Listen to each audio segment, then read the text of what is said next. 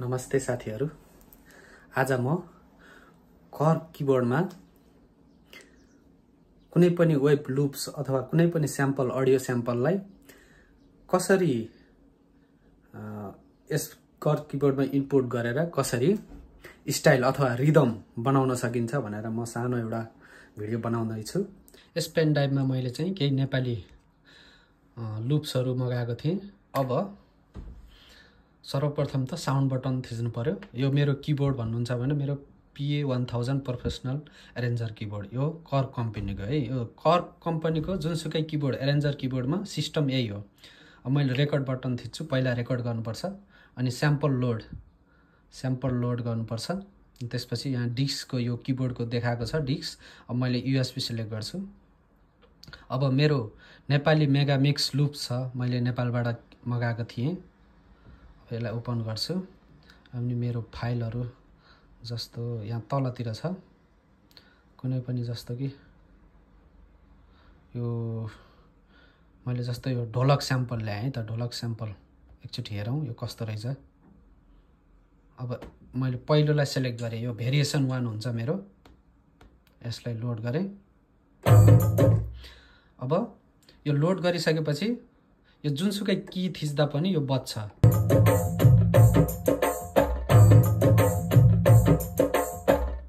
यो one shut loop हो यो। अब यसलाई मैले लूपमा परिणत गर्छु। अब यो कन्टिन्यू बजिराखोस्। मैले लूप अन गर्दिएँ। अब यसलाई कन्टिन्यू बजिराख्छ। अब यो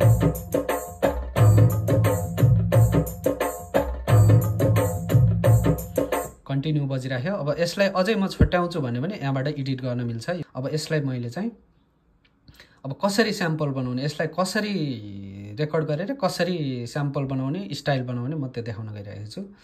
अब मैले मेनु बटन प्रेस गर्छु। यसलाई टाइम स्ल्यास गर्नु पर्यो। टाइम स्ल्यास गरे भने यसले काट्दिन्छ। अब यो कुरा ख्याल गर्नुपर्छ कि यो मिटर 4x4 को छ, अनि यो सेम हुनुपर्छ है। त्यो तलमाथि भयो भने फरक पर्छ। BPM 44 को छ। अब मैले अरु गर्दा पनि यही सेम नै गर्नुपर्छ। यसलाई स्लाइस गर्दै यो पार्टमा छुट्टियो। अब हैन, पार्टमा छुट्टिएको देख्नु भएको छ। अब मैले यसलाई राइट गर्छु। राइट गर्नलाई अब मैले यसलाई राइट गर्छु। यो मैले आफ्नो अनुसार राख्छु। जस्तो कि RKR VGT लूप्स भन्ने छ। मैले चाहिँ यसलाई भेरिएसन 1 अथवा V1 गरिदिन्छु। यसलाई V1 मा राख्छु। भेरिएसन 1 भन्नाले यो भेरिएसन 1 2 3 4 यो सबैमा चल्ने बनाउनु पर्यो। अनि इन्ट्रो 1 2 3 यो पनि बनाउनु पर्यो, इन्डिङ पनि गर्नु पर्यो, अनि ब्रेक पनि गर्नुपर्ने हुन्छ। अब जस्तो मैले V1 गरे, यसलाई राइट सेभ गरे। सेभ गर्ने ठाउँहरु हेर्नुपर्छ। अब यहाँ युजर 1 मा देखाएको छ, यो अलरेडी त्यहाँ हुन्छ भनेको छ, तर अलरेडी त्यो युजर 1 मा म गर्दिन, किनभने मैले अरु खाली ठाउँ खोज्छु कुनै। जस्तो मैले खाली ठाउँ खोज्छु। योमा गएपछि मैले सिलेक्ट गर्छु खाली ठाउँको लागि। सिलेक्ट नु थिचेँ। अनि मेरो खाली कहाँ छ अब म हेर्छु, खाली ठाउँ छ कि छैन मेरो उसमा, हैन, छैन। यो 16 वटा पेजमा छैन। अब मैले कुनै पनि एउटालाई खाली ठाउँ बनाउँछु। जस्तो अब यहाँ एउटा मात्र छ, तर मलाई 4 वटा 5 वटा चाहिन्छ खाली ठाउँ। अब मैले यसलाई के गर्छु भने मैले पेज नम्बर 16 साउन्ड 4 को पेज नम्बर 16 मा मैले सेभ गर्छु। अब यसमा सिलेक्ट गर्छु। सिलेक्ट गरिसकेपछि ब्याक गरे अनि ओके गर्दै यो जुन इम्पेडी छ त्यहाँ चाहिँ मैले गर्छु। अब V1 भयो। अब यो अलिकति टाइम लाग्छ। अरु पनि त्यस्तै हो, same process. V1 V2 V3 V4 यो 4 वटा भेरिएसनको लागि V1 V2 V3 V4 यसरी सेभ गर्नुपर्ने हुन्छ। अब फेरि सेभ भइसक्यो मेरो यो फर्स्ट भेरिएसन। अब 2 मैले यसलाई ब्याक गर्छु अनि फेरि लोड स्याम्पलमा जान्छु। माथिको यो बटनमा हेर्यो भने लोड स्याम्पल छ। अब मैले 2 गर्छु। यो 2 लाई गर्छु, यसलाई लोड गर्छु। यो सुनौ है त कस्तो छ। यसलाई लूप गराए मैले।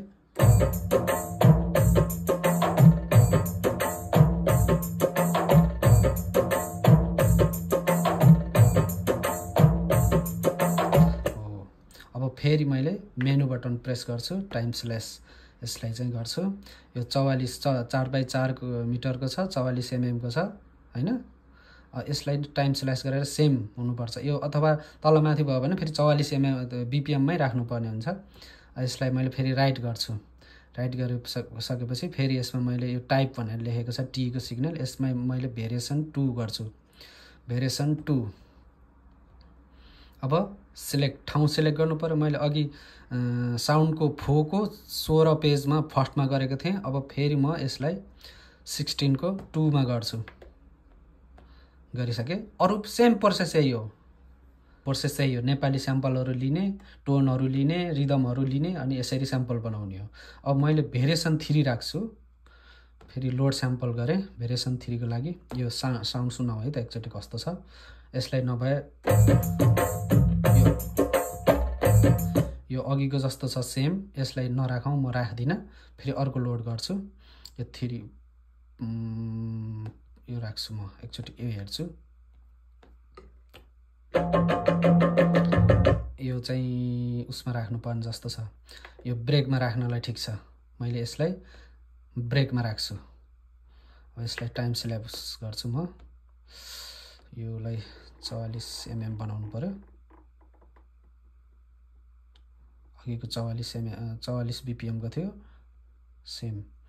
अब यसलाई चाहिँ मैले राइट गर्छु। यसलाई चाहिँ नाम दिन्छु। अब अघि भेरिएसन राखेको थिएँ, अब मैले यसलाई ब्रेक गर्नुपर्ने हुन्छ। मैले आफूले चिन्ने हिसाबले चाहिँ सिग्नल दिन्छु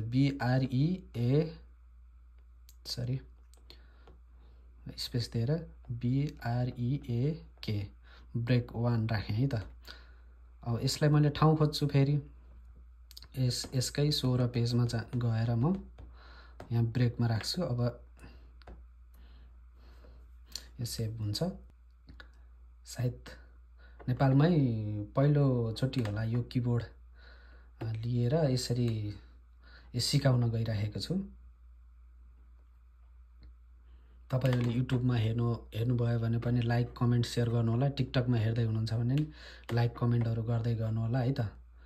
म यो आगामी दिनहरुमा थप अन्य भिडियोहरु पनि बनाउन सकु। यो भयो। अनि फेरि अर्को मैले लोड 3 गर्छु एकचोटी।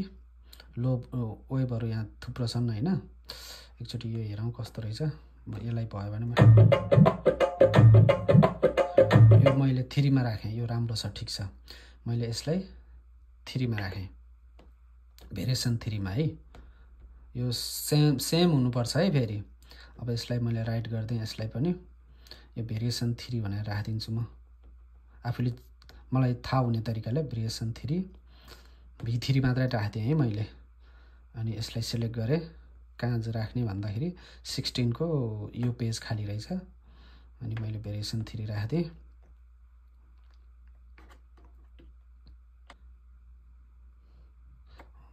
अब मैले यसलाई अब रेकर्ड त भइसक्यो। अब मैले यसलाई स्टाइल बनाउनु पर्ने हुन्छ। अब मैले यसलाई एक्जिट गर्छु।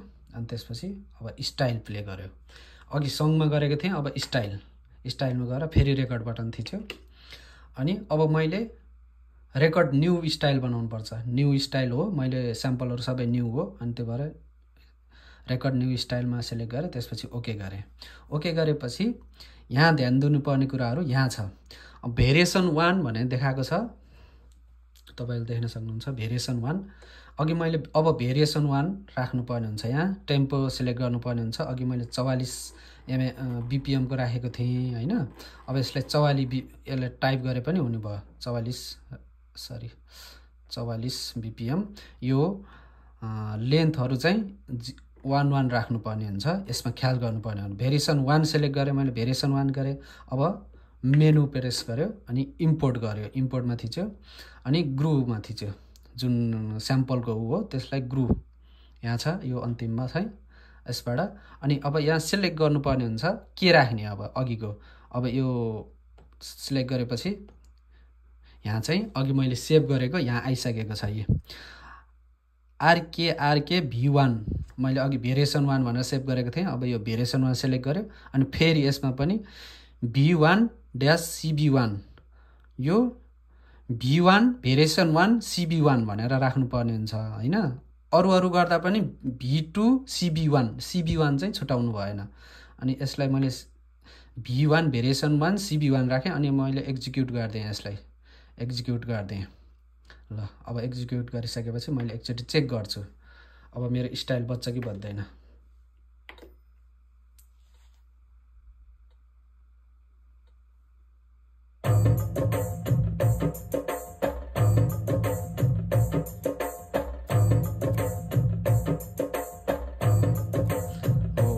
मेरो भेरिएसन 1 बज्यो। अब मैले यसलाई राइट गरिदिन्छु।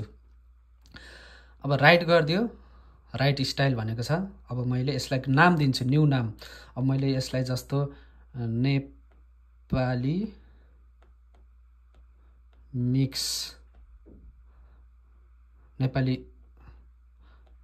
मिक्स गरिदिएँ है त।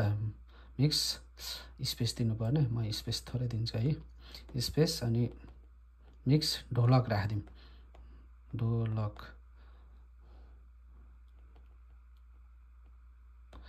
नेपाली मिक्स ढोलक। अब यसलाई मैले ओके गरिदिएँ। अब यसलाई पनि फेरि ठाउँ हेर्नु पर्यो, कहाँ राख्ने त भन्दाखेरि अब मेरो कहाँ खाली ठाउँ छ त्यहाँ हेर्छु म। यो मेरो युजरको 3 नम्बरको यो खाली ठाउँ छ, 3 नम्बरको 2 पेजमा, युजरको 3 नम्बरको 2 पेजमा राखेको छु है। यसमा मैले राइट गरिदिन्छु। अब यो राइट हुन्छ। अब मैले यसलाई ब्याक गरेर एकचोटि चेक गर्छु। भेरिएसन 1 मा मेरो लाइट आइसकेको छ। यो एसाइन भयो भने जतिमा एसाइन गरेको त्यतिमा आउँछ यो लाइट है। अब हेर्नुस् है, यहाँ पुरै देखाएको छ मिटर 4x4 हैन, लेन्थ 1, 44 BPM मा सबै देखाएको छ, तपाईले देख्न सक्नुहुन्छ। अब फेरि अर्को भेरिएसन 2 राख्नुपर्छ।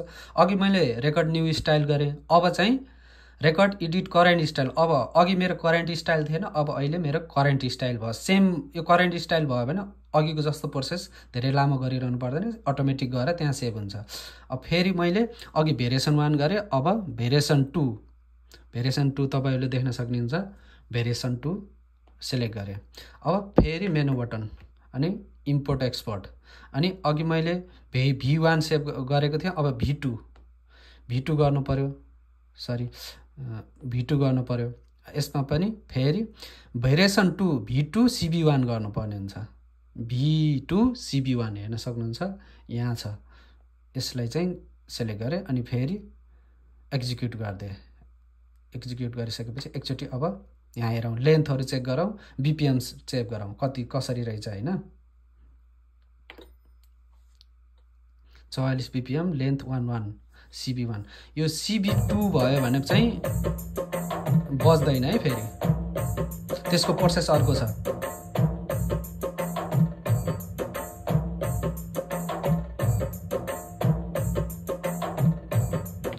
ओके छ। अब मैले यसलाई राइट गर्छु। राइट कहाँ गर्छु भन्दा नेपाली मिक्स ढोलकमा हुन्छ, अटोमेटिक हुन्छ यो। अनि त्यस भएर अहिले करेन्टमा हुन्छ। यो मेरो करेन्ट स्टाइल बन्यो। अब यसलाई मैले केही नगरी छेडछाड नगरिकन सिधै ओके गरिदिन्छु। अब भेरिएसन 3 हेर्नु पर्यो, अनि फेरि मैले इम्पोर्ट गर्छु यसलाई। भेरिएसन 3, यहाँ मेरो भेरिएसन 3 यता तल छ। यसलाई मैले फेरि भेरिएसन 3 CB1 मा गरिदिन्छु अनि एक्जिक्युट गर्छु। अनि एकचोटि हेर्छु, म लेन्थहरु हेर्छु, सबै हेर्छु। यो लेन्थ मिलेन, 011 हुनुपर्ने भेरिएसन 3 मा। एकचोटि 44 mm को भयो, 44 BPM को भयो, सरी। हेरौँ, चेक गरौँ कस्तो बच्छ।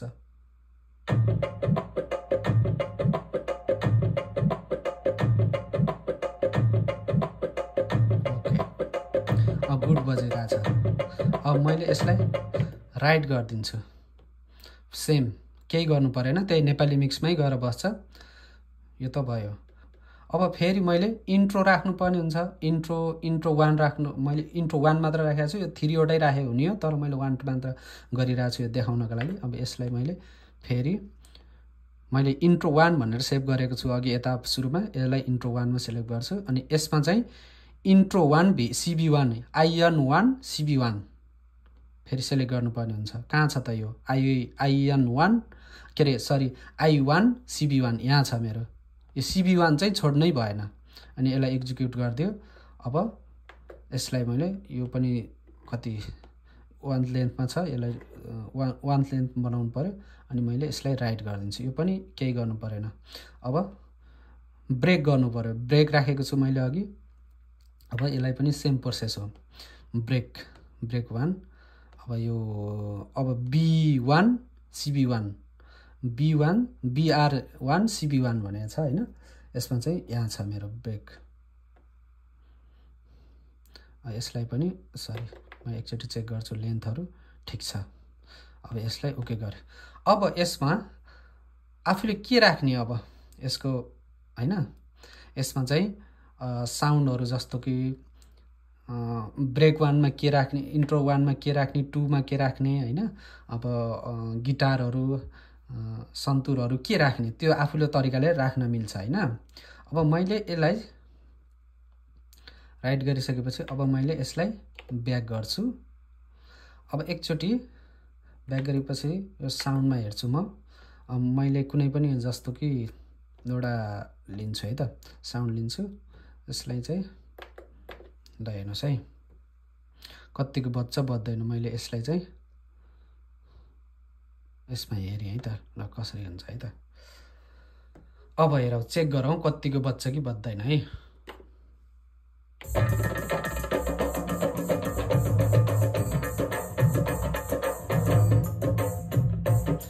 सरी यसको इन्ट्रोको बीपीएन मिलेन छ अघि सेभ गर्ने बेला। यसलाई म पछाडी मिलाउँछु। यो ब्रेक